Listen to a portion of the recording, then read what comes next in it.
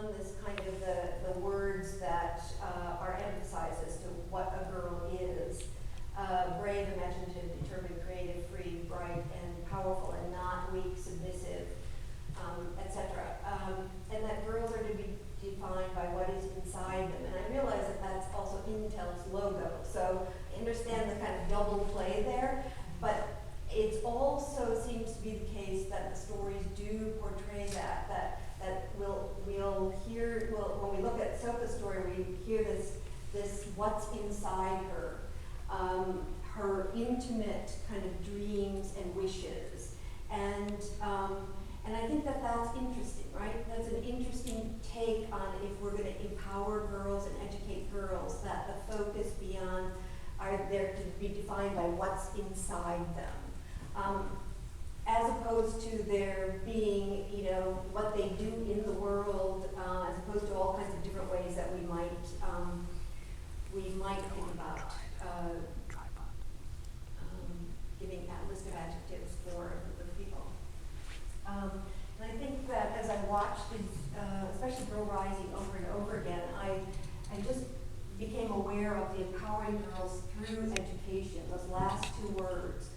And like in the White House, the new White House campaign, Let Girls Learn, and the way that beginning to think of education through education as this kind of modifier and limiting on, okay, we'll empower girls, but only in particular ways, through education. We'll let them learn. And while we might say as educators that of course is an important and space and opens possibilities, but there's a way in which, when I kept hearing it, in a way it sort of came up again and again through education, it began to have this kind of the sense of this kind of limit to it. This we don't want to empower girls to do all kinds of different things, but kind of through education to do particular kinds of things. And I don't have a lot more to say about it. I just began to notice that it felt like this through education. And I began to think about, okay, as these, the political discussions and negotiations that went into obviously every, kind of word that goes up into such a campaign, of what how education might be perceived and kind of what it's supposed to do there. So just to kind of contrast that through education, that kind of this is the way we're doing it. We already have the answer. I already talked a little bit about the girl power in the Oxford English Dictionary, and where it's defined as, interestingly, along this kind of inside, this attitude. So it's specifically a self-reliant attitude among girls and young women manifested in ambition, assertiveness, and individualism. The sort of attitude, right, is what's inside them. And I think what we could do, and if I had more time, I would sort of talk further about the kind of connections with that kind of attitude and some other terms that I think have gotten, have been seen as very important for not just success in schooling, but kind of success as a citizen and in the job force, et cetera. Kind of self-esteem, which Cruikshank talks about as a social vaccine.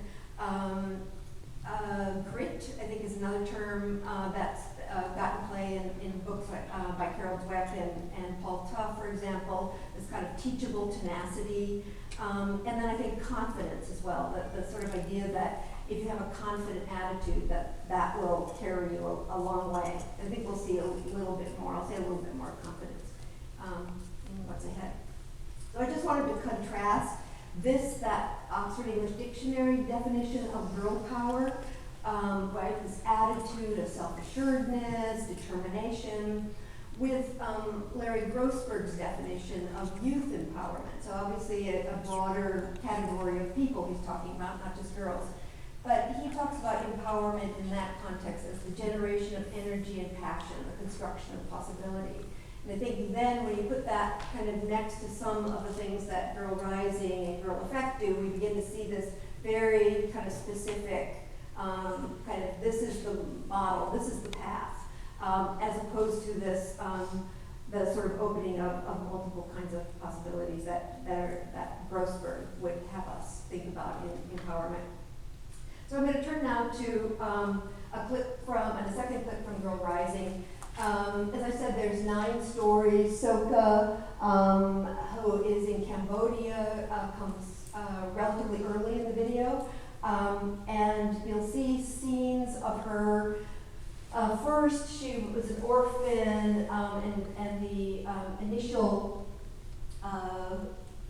footage here is of her working in a dump to kind of find materials that can be sold, and that was her life. And then it kind of goes on to show Soka sort of with the influence of education and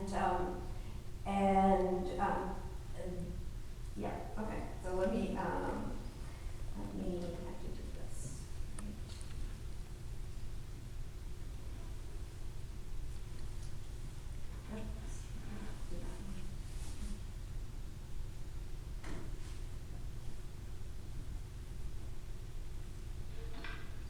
In daydreams, she pictured freshly sharpened pencils, rows of desks,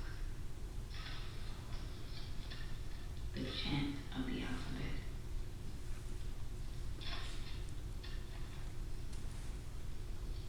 Wandering visions to pass long empty days in a place where a girl is simply one more thing the world has thrown away.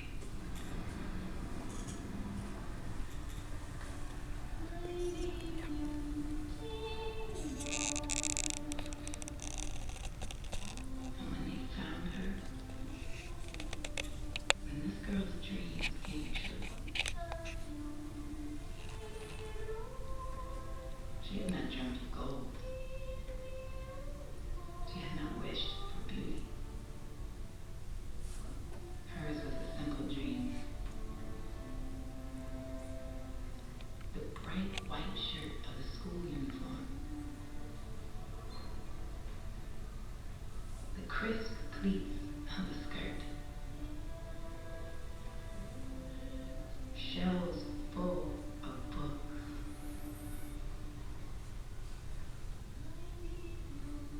The dream of school. And how she dances behind a contented smile. Because she knows this is no longer a simple story. Now this is her story to write. She is the author. Oh, take your seat, I got it. And this is not the end. It is just the beginning.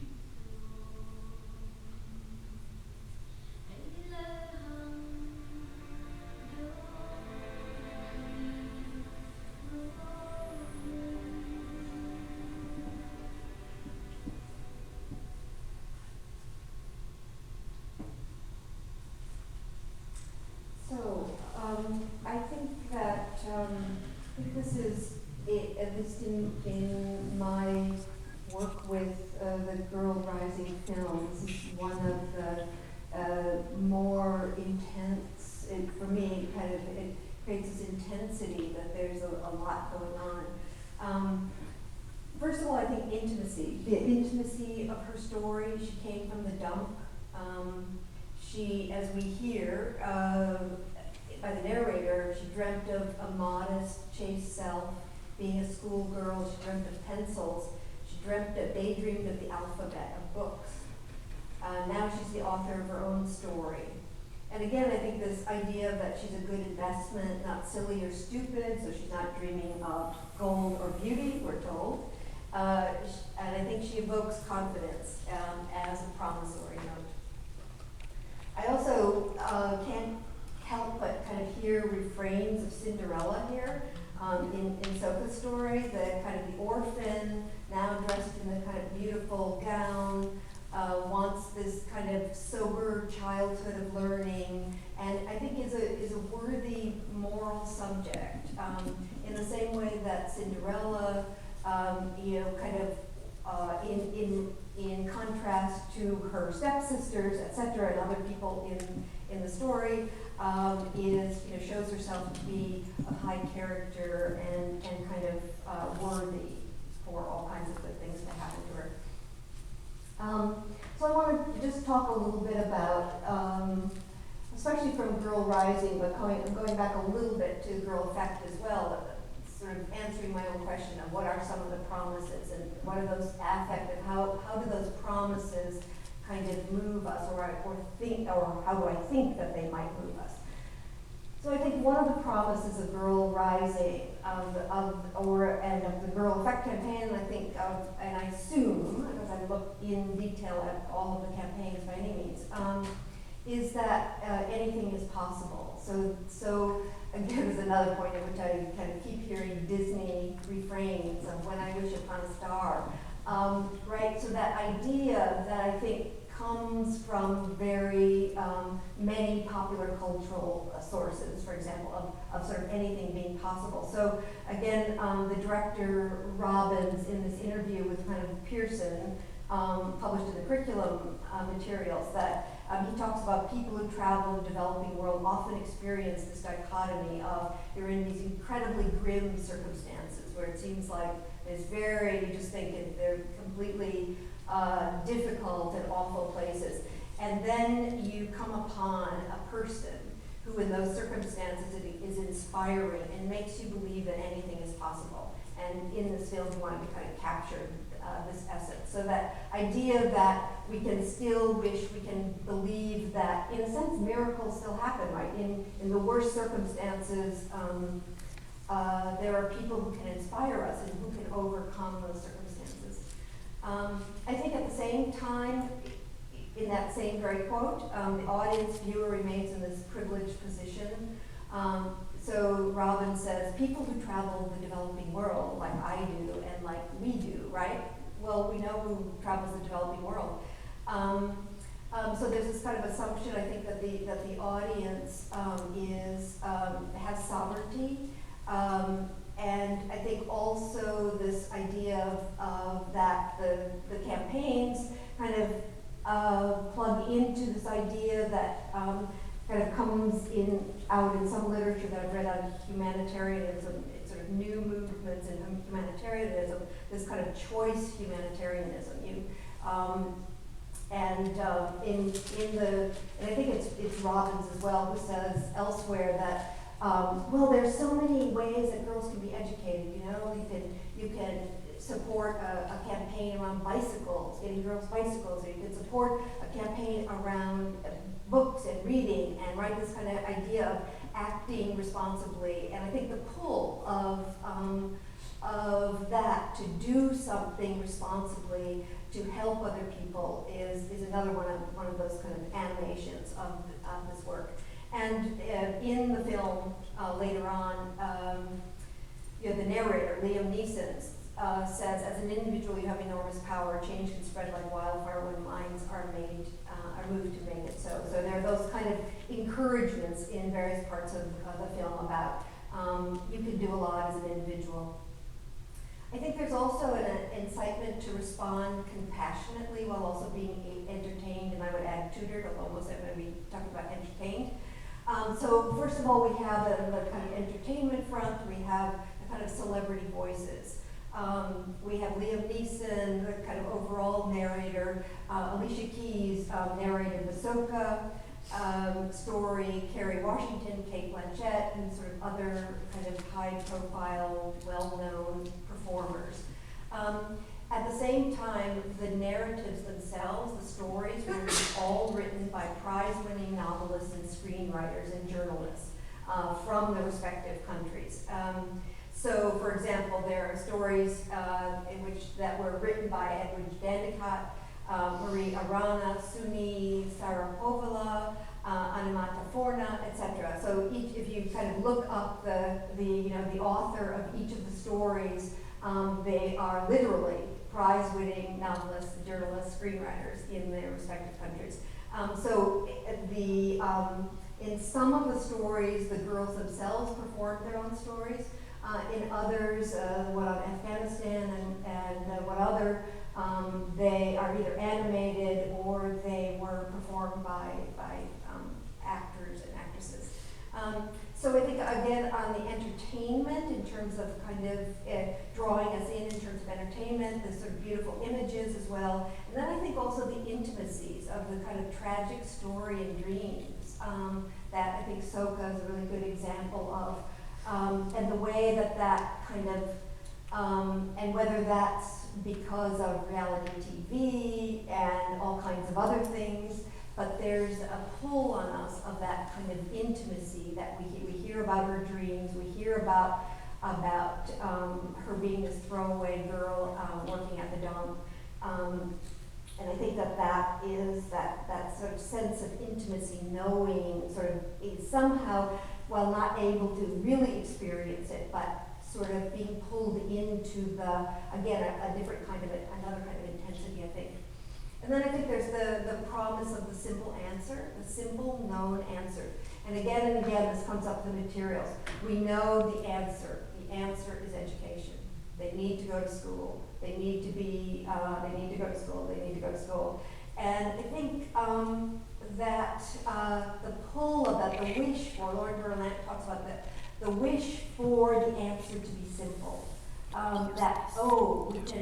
know the answer. We don't have to, unlike so many of the social problems and violence that we might be shown on news or presented in other kinds of fictional and non-fictional ways on television, through other media.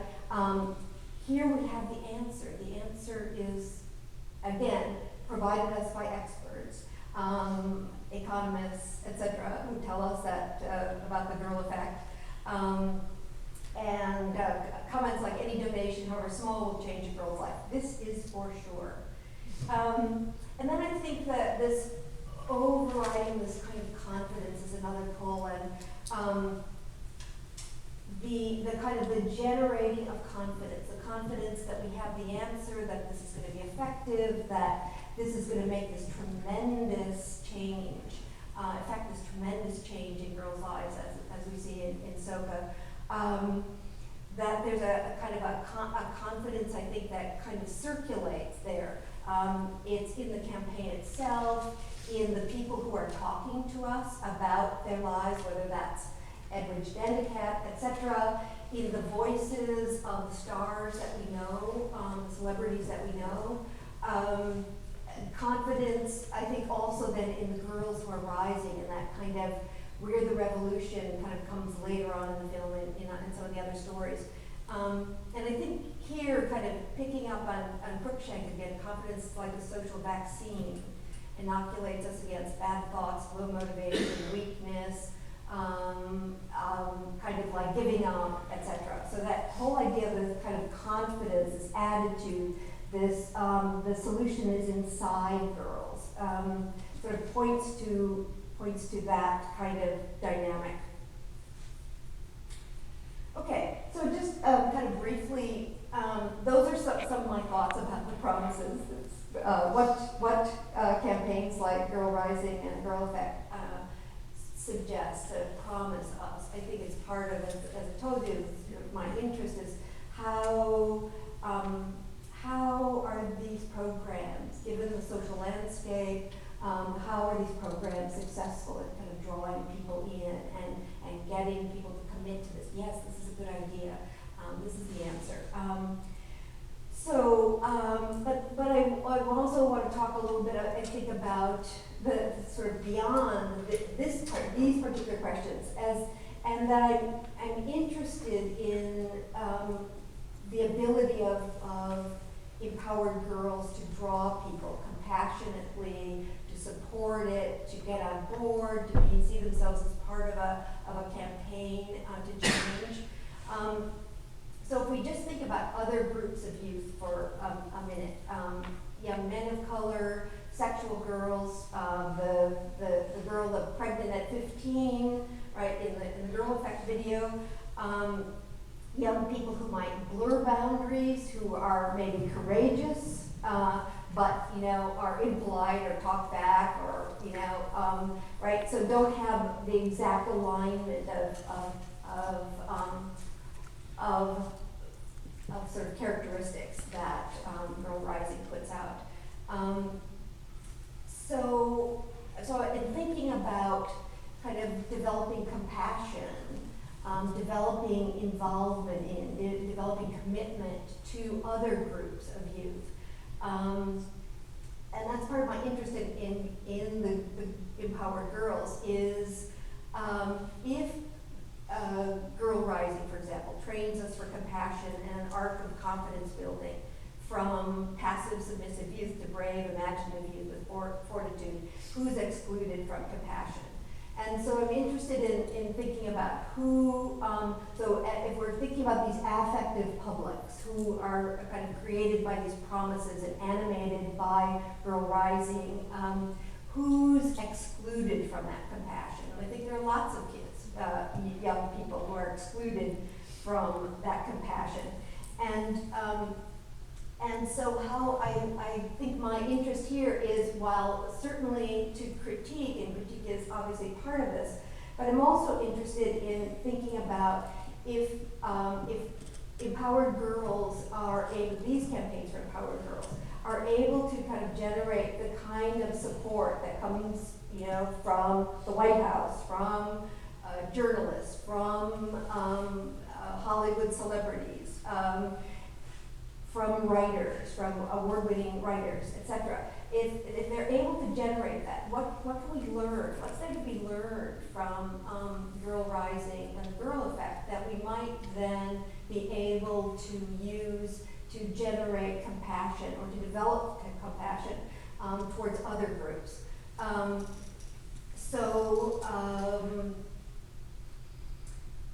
So can we talk about, do we need to be able to talk about the kind of investment, young people as a social investment, and can we do that in ways that are acceptable to us? And I think here I'm thinking about the one particular example of the whole campaign at Black Lives Matter in relation to Trayvon Martin, Michael Brown, Eric Garner, and why so often the response to those stories and that kind of injustice is a turning away from them and a kind of a lack of compassion. So can we, in thinking about girl power or programs to empower girl, can we on the one hand sort of complexify the solutions and get away from that, we have the answer, we know it, can we add structural analyses, etc. But can we also go the other way, which is to sort of invoke and to use and think about the kind of affective publics that I think the campaigns around the girls are creating, and to use to build affective support for other groups of young people. So I think that in closing, in the popularity of empowering girls for education, I think we're being trained to see and respond, to be animated in particular ways, or at least they're trying. They're working hard at it. This is a political education that has strong affective components. It's a political education, I think, of girls, for girls, of contributors of various publics, of the people who are involved in the production and the making of campaigns like Girl Rising. I'm trying to, in this focus on affect, I'm trying to kind of work with the idea drawn from Eve Sedgwick about kind of joining kind of the traditional kind of critical readings, or what she calls a kind of hermeneutics of suspicion, with more of a reparative reading, to rather than just critique Girl Rising and Girl Effect and others, but to try to understand what the attachments are for people and how they develop compassion, and not to kind of eliminate these, but to kind of learn about to think about more about attachment building, compassion, development of compassion, and how these train us for a particular kinds of affective relations with people. And I think in order to do that we have to kind of ask different questions that I've tried to do today, and kind of in focusing on kind of the way that these campaigns may animate us, what promises they seem to fulfill for us. And I think that seems to be in a world in which we see misery and injustice, violence on a pretty much daily basis, that this reading and response to and or turning away from these stories, these difficult stories, I think is a really important part of education and political education. And with that, I'll conclude. Thank you.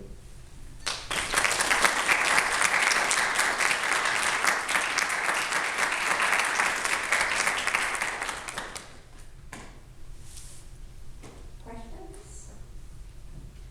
Comments? Well, when I was young, I read a book. It was called Marjorie Morningstar. You probably read it, perhaps. She was a rising young woman with a brilliant career ahead and for a nice career, and then she got married, and everything went to pot. So, Yeah, although I'm not sure, at least in Girl Effect, we don't see they're just delaying marriage, right? So it's still understood, or at least kind of in the scope of the girl's kind of future, that she'll get married and have children, but it's just delaying it. Yes? I just wondered if any of the theorists about this factor in self-knowledge in terms of what kind of effective attachments or turnings away an individual might experience. Is there a place? Can you say another sentence or two about what you're thinking about? I'm thinking that, I don't know, in early days when I was interested in being a social worker long ago, which I didn't become, there was always a concern about, projecting your own childhood deficits and whatever particulars there were to you upon the other person. And, it's not as if the person who's the outsider and observer has a clean slate or is just a blank page, but there's a personality there. And I've just always been kind of committed to the notion that, also as a teacher with students, that you can do some damage if you don't have self-knowledge, that there's a certain advantage in being in the world if you are aware of your own, anything about yourself that might affect another person. So it just seemed as if that aspect was absent, as if all observers would have the same reaction. Right. Yeah, I agree with you that it's they're texts that are the girls' lives are texts, they're books or stories that are easily read, and they're kind of these are, in a sense, these are the facts. And I think that in part is, at least I would see it in part with this kind of heavy, kind of economic kind of reading of the world, right? The statistics, and again, we saw it in Girl Effect, but throughout Girl Rising as well. There's kind of the statistics of how many girls don't go to school in the developing world, and what happens to them, and when they stay in school, what matters. So it's the kind of the power seems to be given not to self-knowledge, but more to the kind of the facts, the data around development and what happens when a girl, what happens for herself when she stays in school, what happens for her family, what happens for her her kind of society, neighborhood, what happens for the world when they stay in. So it seems to be much more the weight, the power of the argument seems more rest on that than kind of self-knowledge of the observers. But I wasn't just thinking about the self-knowledge of the girls as they're coming of age, but of the there was a place for the person, you know, what can we do, or people who travel to undeveloped countries. So I was thinking more of that relation between that person and what she or he is seeing. There is a little bit of that at least I have, I've read some about it. So it was what I referred just kind of in passing as what people call choice humanitarianism. That, and the book that I'm thinking about is the Ironic Spectator, and she kind of looks at the changes in humanitarian appeals from the 70s to 2000, and one of the big changes that she talks about is this choice humanitarianism that and it kind of talks about I think it was Live Aid in the UK, and their website, and had been taken down by the time I read it, so I couldn't kind of go and look at it. But their campaign started with, you know, what kind of, you know, person are you? And it listed a whole bunch of pictures, and look at these pictures, and which picture do you respond to more? And then kind of and then it kind of gave some adjectives. Oh, if you responded to this picture, right, affectively responded to it, that means that you're kind of a warm and fluffy kind of person. That might mean that you'd be interested in being involved in these kinds of things. So there is that kind of development, and there's a little bit of it in Girl Rising, in which, and it comes at the end where it talks about different partner organizations will get involved. You can get involved in bicycles, right? They're all different forms of education. You can get involved in bicycles, you can get involved in the reading programs, you can get involved in that. So there's a way in which, at least according to this kind of new humanitarianism, this choice humanitarianism, that those are part of the campaigns, this kind of attempt to recognize and develop kind of choice in the viewers, in the potential supporters, and there's that kind of self-knowledge, a little bit at least, in that.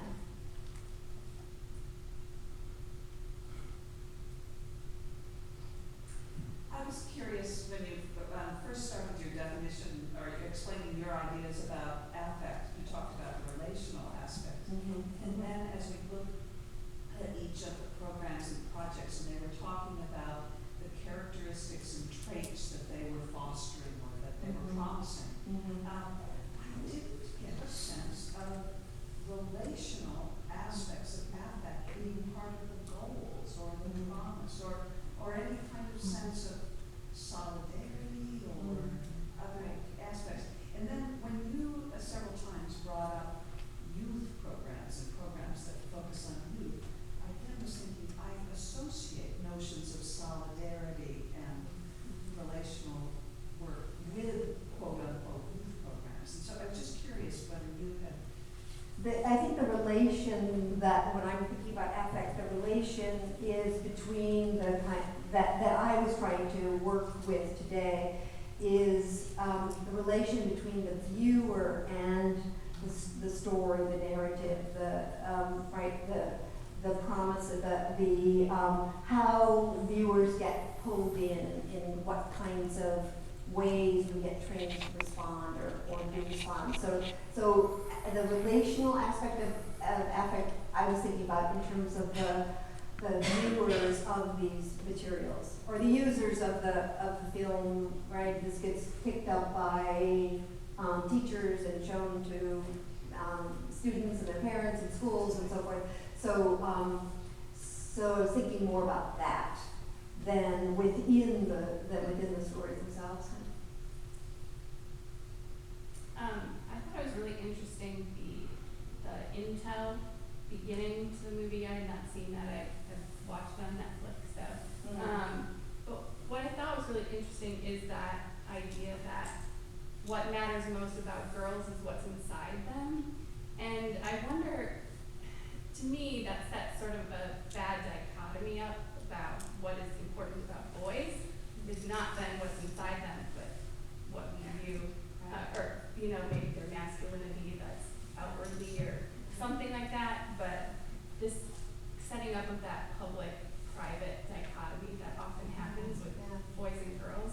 I wonder what your thoughts are. Yeah, no, I agree, yeah. And it was a surprise to me because I'd watched the film elsewhere first too. And, yeah, and I think it, right, and you hear it again, that same, and again, right, that's Intel's logo, so we kind of, all right, so it occurs there. But then it also happened again, for example, in the Soka story, right, that sort of, she's now the author of her life, it's inside her dreams, her wishes, right, that's where the change comes from. Yeah, it strikes me as very gendered, yeah, absolutely, yeah. And kind of going back to that kind of, all of those things that they were trying to sort of get us away from, submissive, passive, etc. And it seemed to kind of, but again, I think it's related to these ideas of kind of grit and self-esteem and all of those sorts of both kind of psychological, sociological, political work that's been kind of around neoliberalism, right? That has spawned or kind of supportive of neoliberalism about that kind of making of ourselves, right? But in response to the question just now, I think it doesn't set up necessarily a dichotomy between young boys and young girls, but I think it looks at the idea that women are often judged by the package, the externals, and so, hey, it's like your mom always told you, I know you're not the prettiest girl here, but you have a good heart.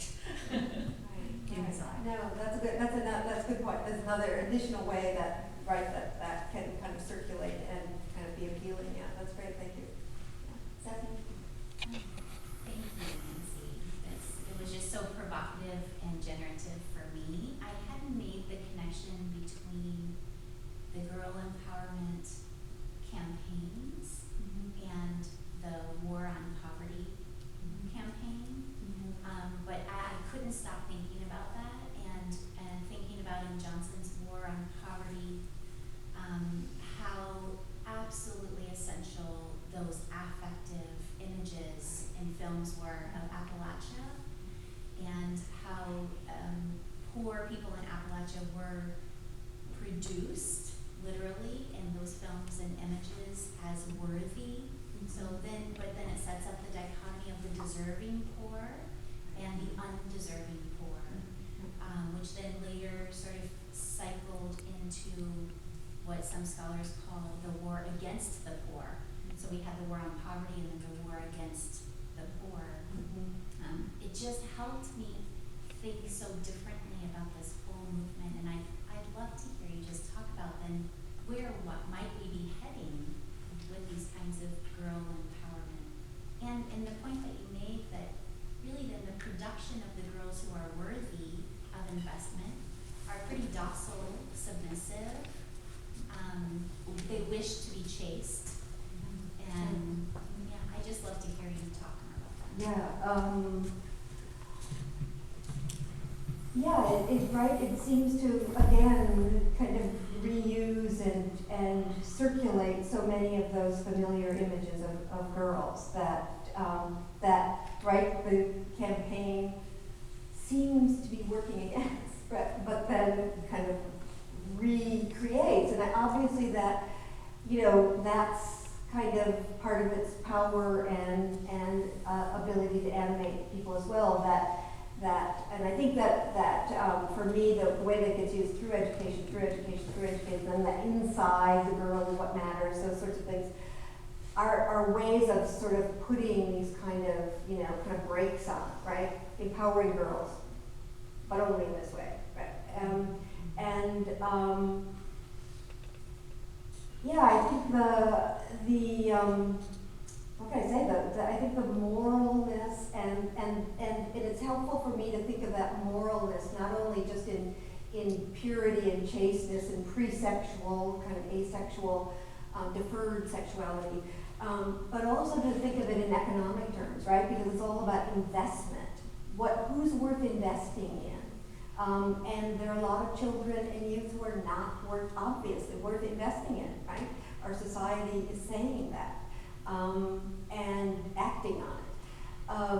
So that, I mean, that's part of my own questions. Can't, and I think, okay, so we have good examples here of the creation and the mobilization of affect to really support, a group of people. So can that be mobilized in different ways? Can we think about developing those attachments, similar kinds of attachments of compassion, of worthiness, to other groups? Some days I think yes, some days I think no. But it strikes me that it's a really important thing to be sort of thinking about, is the sort of the way that affects move us. And I did want to say, we were talking about the war on poverty. There are some sociologists of protest movements and who have begun to do a lot of work around the affects involved in initiating protest movements and sustaining them, and that's more from within the organization, at least the work that I've read. But I think that there might be kind of more resources for you in some of that literature too. It's interesting, right, to think about it as a war. So these are now called campaigns: War on Poverty, Campaign for Girl Rising, Campaign for Global Education, and even that language, right? The campaign wars, right? They seem related, at least potentially. I was wondering where someone like Silka, who's picking garbage in the dump, has this daydream of sharpened pencils. Where does that come from? I mean, and then as they go through and you're describing more of her, it's a clean white shirt and a crisp skirt. Pleats. With pleats, exactly, freshly ironed. And that seems like just a physical step up to me. It doesn't have anything to do with education, as far as I could see. I mean, yes, she was in a school, but the fact was she was clean, probably, for the first time ever. And that would have more, I mean, where do you go from there? What kind of education are you then going to provide her? Are you just simply trying to pull her into the patriarchal society that we have now and put her in the education system we have now? Is that really going to work for her? Right. No, I think those are great questions. And what Girl Rising, explaining how these narratives came to be, that they don't, at least in the materials I've looked at so far, they don't really say, but it seems to have been a process of where individual girls kind of talked about their stories, and then they were reinterpreted and kind of written by a professional prize-winning author. So it's their take on the girl's story and their making of it into something that obviously worked on film too, in terms of visualization as well. But so right, I know, right? And there's a certain way in which, as I've watched even that particular clip over and over again, that right, was dreaming of pencils, sharpened pencils. It's like, really? but for whom might that be powerful, right? To imagine a girl who is in these terrible circumstances but has this dream, right? These daydreams of something better that take a very specific form, sharpened pencils. But right? I think what I'm trying to get at is, and I agree with you that there's all kinds of right, beyond reality in a certain way, right? But I think but that's part of, it seems to me, the way that these campaigns are working and what people want, and this kind of mix of, And again, entertainment, right? And I think of reality TV shows, or I think of talk shows, right, where this sort of like, oh, you know, I was, or even 12-step meetings, actually now that comes to mind, you know, where, oh, I was down and out, and this is like, and that story of like pulling oneself up and dreaming for something, right? Those are like, so they're Disney, but they're all over the place. They're not just Disney's creation. They happen all over. So they are kind of in us and affect us, right? They pull at us as like, oh, right? And I mean, I've watched it I don't know how many times, and I can still feel that pull. It's very good stuff, right? It's very well crafted, right? And the voice, Alicia Keys' voice, yeah, Has any version of it been played out in the countries where these different girls come from?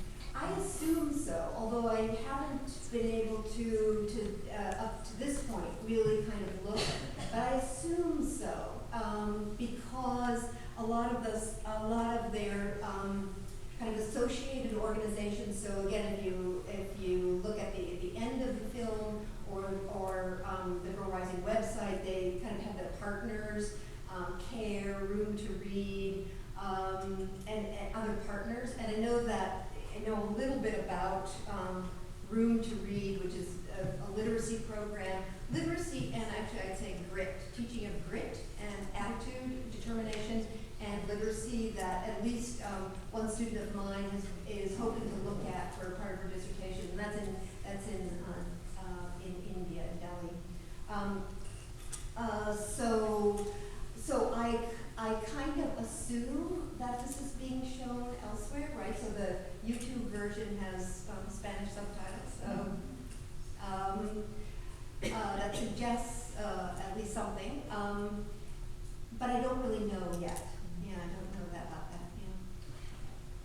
Do we have a couple Well, I was just told that we should actually finish the conversation. We can have the reception should be in the lobby, and we can stay there for a few minutes just to have a brief discussion.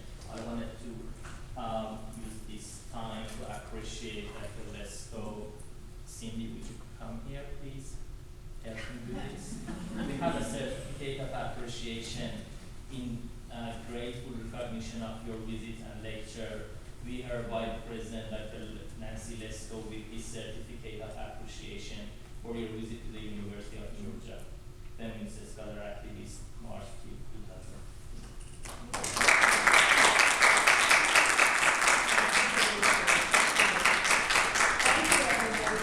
I really appreciate your question. Perfect, right? Yes, beautiful, big and purple. I have a long list to thank people. I'm just going to read very quick. Thank to our fabulous board of advisors for their support and donations, Dr. Jones, Dr. Buxton, and Dr. St. Pierre, who was just involved in a air power issue today and couldn't come. Our faculty at Department of Educational Theory and Practice, who generously and unconditionally supported this event, Dr. Alexa Snyder especially, and Dr. Hughes. The sponsors of this event, Disability Project, Georgia Museum of Art, Globes, Big City Bread Cafe, and our fellow students who verbally, financially, thoughtfully, and effectively supported this event. Please sign in. Sign-in sheets are out of the room. Take our brochures, and there are some cards for International Women's Day and Happy Women's History Month.